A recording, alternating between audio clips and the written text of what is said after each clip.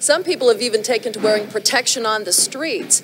Why are you wearing this mask, sir? I don't know, just feel safer. Okay, thank you. Katie, the folks at the Atlanta Disease Control Center told me that these masks wouldn't stop a flu germ with a hangover. Jim! So I guess we can thank the stars that this outbreak of super flu is just another one of those urban... I don't know about all those people down there.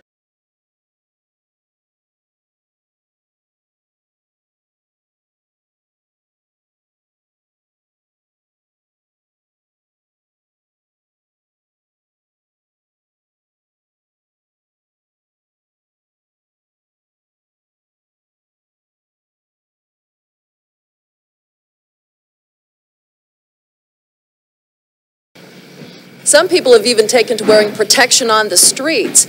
Why are you wearing this mask, sir? I don't know, just feel safer. Okay, thank you. Katie, the folks at the Atlanta Disease Control Center told me that these masks wouldn't stop a flu germ with a hangover. Jim! So I guess we can thank the stars that this outbreak of super flu is just another one of those urban... I don't know about all those people down there. Katie, the folks at the Atlanta Disease Control Center told me that these masks wouldn't stop a flu germ with a hangover. Hey everybody, how are you doing? It is August 9th, 2020, and here they go again, changing what they've been saying and telling people to do because they need to do it to save your life and everyone else's lives. Duke University face mask study, which work the best? Well, let's listen to this. Let's see what they have to say here. With many states reopening more fully, including the return of kids to school in some areas, wearing a face mask is becoming more and more important to reduce the spread of CD19. Yeah, why? It just continues to do it. They still have not, I've never heard one time where to dispose of these, how long you should wear these masks, etc., etc. However, researchers at Duke University have determined through a simple study that some face masks are much more effective than others at reducing the spread of CV. And what's worse, some masks are essentially useless. Yeah, that's what they said. No, let's just keep going. The idea for the study came about when a professor at Duke University School of Medicine was asked by the community which mask would be best to buy in bulk, and the professor wanted to recommend the most effective mask. The results of the study were published on Friday. It says the study compared 14 masks that are commonly available to people, including surgical masks, cotton masks, and bandanas. It says the study tested 14 different masks, okay? It says each mask was tested 10 times, and each time the test began with the person speaking without a mask for comparison. Here are all the different masks used. Okay, you see all the masks, and you got your bandana, you know, etc., etc. It says the study found that the most effective mask was the professionally fitted N95, but that the 3-layer surgical mask and cotton mask were quite effective as well. Surprisingly, a few masks were found to be quite ineffective, specifically folded bandanas and knitted masks. Neck fleeces, also known as gaiter masks, were the least effective of all and were actually found to produce more respiratory droplets compared to not wearing a mask because they appeared to disperse the largest droplets into a multitude of smaller droplets. Yeah, you just heard them. They said it's actually making it worse. Oh my God, isn't that what we said? You know, maybe having these things, all the moisture in there, and, you know, over time you could get mold, all this bacteria, you get everything that's in there because it's just absorbing everything where you go, and you're breathing water into it, breathing, you know, air into it, then breathing it all back in. I think we've been saying that since the beginning, haven't we? That this wearing a mask is a complete joke. It says, the study indicates that because there are more particles and the smaller particles are airborne longer than larger ones, these masks may actually be counterproductive. Fisher told CNN, "We were extremely surprised to find that the number of particles measured with the fleece actually exceeded the number of particles measured without wearing any mask. We want to emphasize that we really encourage people to wear masks, but we want them to wear masks that actually work.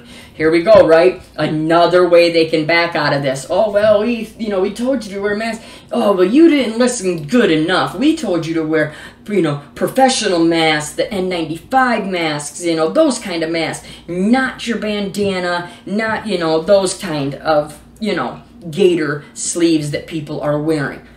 No, you didn't. You told us to wear anything. You told us that those were fine and that they should. If this really was so deadly, wouldn't you have made it very, very apparent at the beginning, this is the one you need to wear, or these are the two that you need to wear. Don't wear any of these other ones because they are not going to be effective and may actually harm you and also spread what they're saying, that you're trying to prevent.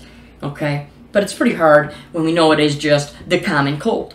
Okay? But they want submission, and everybody has, submitted to them. Everybody's out wearing masks. It's getting really bad. I'm glad that there are still people like you and I that are fighting against this and will never give in to this. This is another thing too. Check this out, what they say. They said the physics department of the university used a low-cost method that's simple and can easily be built and operated by non-experts, with only a laser beam, a cell phone required. Martin Fisher, one of the researchers, told CNN, the process is simple. We use a black box, a laser, and a camera.